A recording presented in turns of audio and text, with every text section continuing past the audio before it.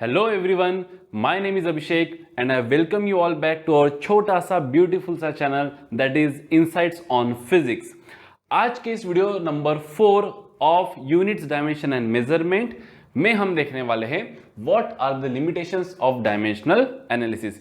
पिछले वीडियो में हमने देखा था what are the applications of dimensional analysis, उसके ऊपर हमने कुछ न्यूमेरिकल्स लिए और आज हम देखेंगे what are the limitations of dimensional analysis. अगर आपने एप्लीकेशंस ऑफ डायमेंशनल एनालिसिस के वीडियो नहीं देखे होंगे तो आप प्लीज पहले वो वीडियो देखिए और बाद में यहाँ पे आइए। So without wasting much of your time जल्दी से अपने नोट्स और कॉपी निकाल दीजिए और स्टार्ट कर दीजिए अपना notes banana.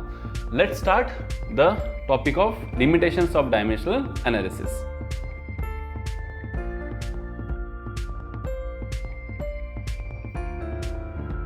Limitations of dimensional analysis में टोटल 5 प्रकार के लिमिटेशंस हमें यहाँ पे देखना है।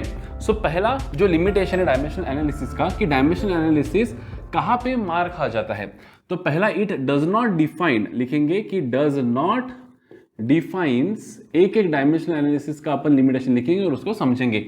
Does not defines the uniqueness, unique UNIQUE, uniqueness of the physical quantity, physical quantity from the dimensions। मतलब क्या सर कि जैसे देखिए, अब अगर मैं आपको बोलूं कि what is the dimension of work का डायमेंशन क्या है, तो आप बोलेंगे सर हमने तो फर्स्ट और मतलब पहले 2 वीडियो में ही निकाल लिया था। क्या निकाल लिया था? L2 M1 T-2। मैं आपको बोलूंगा what is the dimension of kinetic energy, तो आप वापस से वही बोलेंगे सर हाफ mv² से हमने ये भी निकाला था L2 M1 T-2। मैं आपको बोलूंगा what is the dimension of potential energy, है ना, तो आप वापस बोलेंगे sir L2 M1 T-2। Sir अरे sir what is the dimension of heat energy, sir क्यों ऐसा कर रहे हो, वही तो है। तो अगर मैं आपको बोलूं, अगर मैंने पूछा वर्क का क्या है, काइनेटिक एनर्जी का क्या है ना, इवन टॉर्क अभी तक हम पढ़े नहीं है, टॉर्क है ना, तो आगे चलकर हम पढ़ेंगे टॉर्क करके physical quantity that is force into perpendicular distance. चलिए इसका भी डेराइव कर लेते हैं। So what will be the dimension of torque, torque का डायमेंशन क्या होगा? फोर्स का डायमेंशन इनटू किसका बेटा? रेडियस, मतलब क्या लेंथ का डायमेंशन। फोर्स का डायमेंशन क्या है सर? L1 M1 T-2 और रेडियस मतलब लेंथ ये हो जाएगा L, तो ये हो जाएगा बेटा L2 M1 T-2 is the dimension of torque. तो यहाँ पे चलिए और एक फिजिकल क्वांटिटी हम यहाँ पे लिख लेते हैं torque, that is again L2 M1 T-2। तो ये सभी जो फिजिकल क्वांटिटीज है इन सभी के डायमेंशन कैसे है बेटा? सेम है, सेम टू सेम है। तो क्या मैं यहां से ये बोल सकता हूं कि अगर मैंने आपको बोल दिया कि व्हाट, कौन से फिजिकल क्वांटिटी के डायमेंशन L2 M1 T-2 है, तो कोई बोलेगा सर वर्क के है, कोई दूसरा बच्चा बोलेगा सर एनर्जी के है, कोई तीसरा बच्चा बोलेगा हीट एनर्जी के, कोई बोलेगा काइनेटिक एनर्जी, कोई बोलेगा पोटेंशियल एनर्जी का है, कोई बोलेगा सर टॉर्क का है सर। तो यहाँ पे कोई भी गलत नहीं है, क्योंकि जो डायमेंशंस है वो कोई स्पेसिफिक फिजिकल क्वांटिटी को यूनिकली डिस्क्राइब नहीं कर पा रहे हैं, इसलिए हम यहाँ पे लिख रहे हैं does not define the uniqueness of a given physical quantity. तो हम किसी डायमेंशन से फिजिकल क्वांटिटी कौन सी है बा ये कंफर्मली नहीं बता सकते। जैसे देखिए लेंथ का डायमेंशन लेंथ, रेडियस भी लेंथ तो उसका भी L, डायमीटर हाँ उसका भी लेंथ, हाइट उसका भी लेंथ, ब्रेड्थ उसका भी लेंथ, मतलब और है ना क्वाड, टेंजेंट, मतलब जो सेगमेंट्स होते हैं इन सभी का क्या है? लेंथ ही है बेटा। तो हम कुछ डायमेंशन अगर मैंने बोल दिया कि L, तो क्या रेडियस है, डायमीटर है, हाइट है, ब्रेड्थ है, क्या है नहीं बता सकते, है ना। तो इस तरह से कि डायमेंशंस जो है, डायमेंशंस ये कोई फिजिकल क्वांटिटी को यूनिकली रिप्रेजेंट नहीं करते, इसलिए ये आ गया हमारा पहला limitation of dimensional analysis. Limitation क्या है भाई? पहला कि does not define the uniqueness of physical quantity. Second dimensional analysis का हमारा यहाँ पे ड्रॉबैक ये है कि it cannot derive the non dimensional constants लिख सकते हैं या फिर न्यूमेरिकल कॉन्स्टेंट्स लिख सकते हैं, न्यूमेरिकल कॉन्स्टेंट्स। अगर आपने पिछला वीडियो बहुत बढ़िया से देखा होगा तो उसको आपने समझ में आ ही गया होगा। हमने रिलेशन निकाला था काइनेटिक एनर्जी का, है ना, हाफ mv²। हमने और किसका रिलेशन निकाला था? टाइम पीरियड का। अभी आखिरी वाला न्यूमेरिकल हमारा √L/g है ना। तो इसमें ये जो हाफ है 2 पाई है, ये क्या है, नॉन डायमेंशनल कॉन्स्टेंट्स या फिर न्यूमेरिकल कांस्टेंट। कांस्टेंट दो प्रकार के होते हैं, एक न्यूमेरिकल कांस्टेंट, एक फिजिकल कांस्टेंट, हमने आपको पिछली बार बताया था।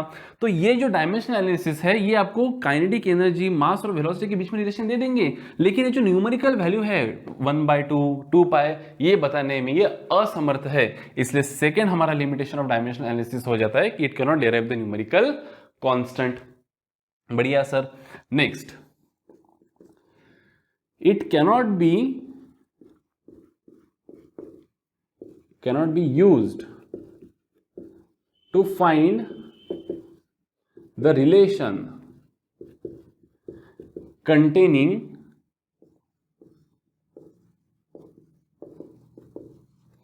plus minus operators। मतलब क्या सर, कि जैसे kinematical equation S is equals to u t plus क्या है हमारा half a t square, V is equals to क्या है हमारा U plus a t, v square क्या है sir U square plus 2AS, है ना। तो जो ऐसे इक्वेशन है फिजिकल इक्वेशन जिसमें प्लस ये ऑपरेटर्स है या फिर माइनस ऑपरेटर्स है, तो ऐसे इक्वेशंस फिजिक्स के हम डायमेंशनल एनालिसिस से नहीं निकाल सकते। हम कौन से इक्वेशंस निकाल सकते, कि जो इनटू है, डिवाइड है, जैसे है ना। अब देखो यहाँ पे क्या था, हमने कल एक और निकाला था बेटा, F is equals to m v square by r. तो इनटू चलेगा, डिवाइड भी चलेगा, लेकिन यहाँ पे प्लस अगर कुछ होता तो डायमेंशनल एनालिसिस से हम वो नहीं निकाल सकते। हाँ, डायमेंशनल होमोजेनिसिटी हम यहाँ पे बता सकते, प्रिंसिपल ऑफ होमोजेनिसिटी से हम यहाँ पे होमोजेनियसनेस ऑफ फिजिकल इक्वेशन दर्शा सकते हैं, लेकिन कैलकुलेट करना है ना डायमेंशनल एनालिसिस से, रिलेशन निकालना है, तो ये रिलेशन हम निकाल नहीं सकते। ये ए जैसा लिखा है, यू कर देता इसको, तो ये इससे हम निकाल नहीं सकते, क्या, जिसमें प्लस वगैरह ऑपरेटर्स हो, टर्म्स हो। समझ में आ रहा है। तो ये हो गया इसका तीसरा लिमिटेशंस ऑफ डायमेंशनल एनालिसिस, है ना। चलिए next, ABCD। Again it can not be used, आप लिख सकते हो साथ साथ मेरे, it can not be used to derive the relations containing trigonometric ratios, मतलब sine cos tan sec cosec cot. जैसे कि मैं बोल रहा हूं y is equals to A sine omega T. अब यहाँ ओमेगा टी या फिर थीटा लिख देते हैं, theta sine theta.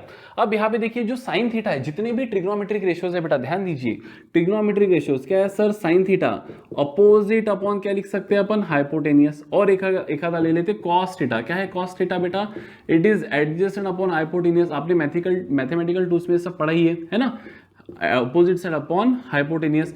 tan theta क्या हो जाएगा, tan theta it is opposite side upon क्या हो जाएगा, एडजेसेंट। तो ये सभी क्या है, side divide by side. cos theta adjacent side upon hypotenuse, वो भी एक साइड ही होती है। tan थीटा ये भी क्या है, अपोजिट अपॉन एडजेसेंट, वो भी एक साइड है।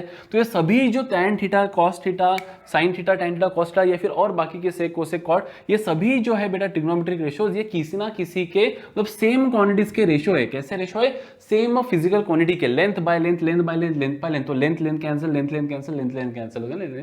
तो लेंथ लेंथ अगर कैंसिल हो रहा है तो इसका कोई डायमेंशन नहीं बन रहा है। इसलिए यहाँ पे जो साइन थीटा वगैरह ऐसे है, जैसे y तो ये तो ये दिखा देगा, लेकिन साइन थीटा ये टर्म अगेन ये वापस यहाँ पे डिराइव नहीं कर सकते, क्योंकि it is a sine theta, cos theta, tan theta, these are dimensionless terms. कैसे बेटा, डायमेंशनलेस टर्म्स, तो हम यहाँ पे ये नहीं दर्शा सकते। तो ये हो जाएगा फोर्थ लिमिटेशन। नेक्स्ट लिखते हैं बेटा, it cannot be used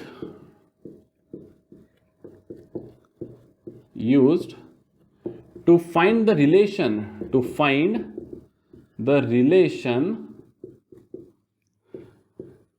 between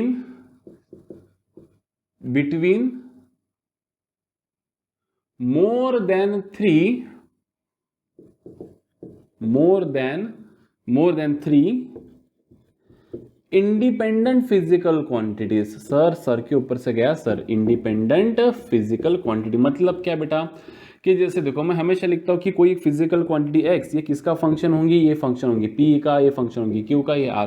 ऐसे तो कभी लिखे हैं सर, अरे ये नॉमेनक्लेचर है भाई। कि जैसे मान लो यहाँ पे इस केस में mv²/r में कि फोर्स जो है यहाँ पे, ये किसका फंक्शन है भाई साहब, ये मास का फंक्शन है, वेलोसिटी का फंक्शन है, r का फंक्शन है, रेडियस का फंक्शन। तो ये कहाँ तक सीमित है, जब आपके इंडिपेंडेंट वेरिएबल्स 3 तक चलेगा, 2 भी चलेगा, 1 भी चलेगा, 1 में तो क्या मजा है, 2 भी चलेगा, 3 भी चलेगा। 3 से ज्यादा अगर इंडिपेंडेंट वेरिएबल वेरिएबल्स किसी डिपेंडेंट वेरिएबल पे अगर डिपेंड करते हैं, मोर देन 3 इंडिपेंडेंट वेरिएबल्स, देखो मैंने यहाँ पे क्या लिखा, it can not be used to find the relation between more than 3 चलते, मोर देन 3, 4 नहीं चलेंगे, 3 इंडिपेंडेंट फिजिकल क्वांटिटी, अगर 3 से ज्यादा अगर फिजिकल क्वांटिटी होगी तो dimensional analysis can not be used to find out the relation, simple. और उसमें से भी ध्यान दीजिए सर, ध्यान दीजिए सर, उसमें से भी no two physical quantities should have same dimension। कैसा डायमेंशन? सेम। मैं ये भी नहीं बोल रहा हूँ कि वो सेम नहीं होने चाहिए, सेम तो छोड़ो, अगर इसमें से कोई 2 फिजिकल क्वांटिटीज वर्क और काइनेटिक एनर्जी होंगी तभी भी एप्लीकेबल नहीं, क्योंकि दोनों के डायमेंशन कैसे है? सेम। तीनों के इंडिपेंडेंट, मतलब इसी को हम और स्टेटमेंट क्या लिख सकते हैं कि all the independent physical quantity should have unique dimension, मतलब किसी के भी डायमेंशंस, मैं ये नहीं बोल रहा हूँ सेम, अगर फिजिकल क्वांटिटी सेम रहे मास तो फिर तो डायमेंशन सेम ही आना है, लेकिन मैं ये भी नहीं बोल रहा हूँ अलग रहे तभी भी पॉसिबल नहीं है। अगर आपके वर्क और काइनेटिक एनर्जी ये तो 2 अलग फिजिकल क्वांटिटीज है, लेकिन डायमेंशन तो सेम है, तो इन तीनों जो फिजिकल क्वांटिटी है, इंडिपेंडेंट फिजिकल क्वांटिटी है, इनके डायमेंशन जो है वो सेम नहीं हो सकते। 3 चलेगा, लेकिन 3 में से किसी 2 के डायमेंशन सेम होने नहीं चाहिए, लेंथ और रेडियस नहीं चलेगा। हाँ, अब यहाँ पे देखिए मास अलग, वेलोसिटी अलग, रेडियस अलग है ना, तो अलग अलग है यहाँ पे, तो ये चल जाएगा। सो दीज आर द, कितने हो गए बेटा ये? These are 1 2 3 4 5 6 limitations of dimensional analysis. काफी छोटा सा वीडियो बना है क्योंकि बस लिमिटेशंस ही हमने इसके अंदर क्या किया बेटा, डिस्कस किए। आई होप आपको ये 6 लिमिटेशंस भी अभी कभी याद हो गए होंगे। अगले वीडियो में हम देखेंगे what is the error and how to calculate the errors. तब तक पढ़ते रहिए और आगे बढ़ते रहिए। बाय।